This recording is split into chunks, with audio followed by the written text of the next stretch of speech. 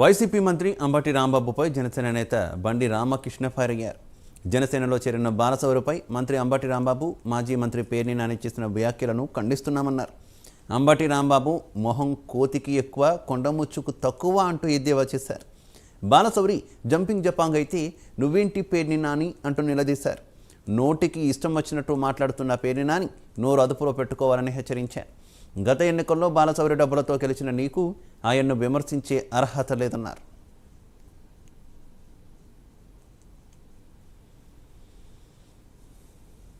మొన్న మేము దిమ్మ కట్టుకుంటే ఎక్కడో ఎడంగా కట్టుకుంటే ఆ దిమ్మ పడగొట్టేదాకా నిద్ర పట్ల మీకు మున్సిపాలిటీ అధికారులు న్యాయం చెప్పాలి. మీరు కూడా పోలీసు అధికారులు న్యాయం మాట్లాడాలి.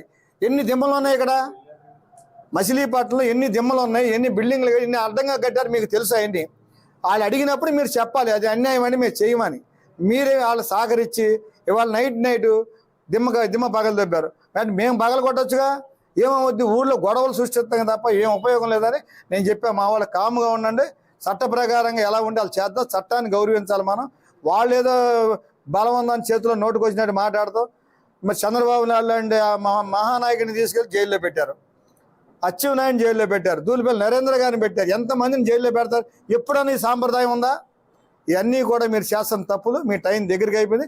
తెలుగుదేశం, జనసేన పార్టీ 99% ఎవరు నిలబడతారు గెలుస్తారు. ఆ ఈర్ష్య తట్టుకోలేక మీ ఇష్టం మాట్లాడుతున్నారు. ఇక నుంచి నోరు దగ్గరేటు మాట్లాడబోతే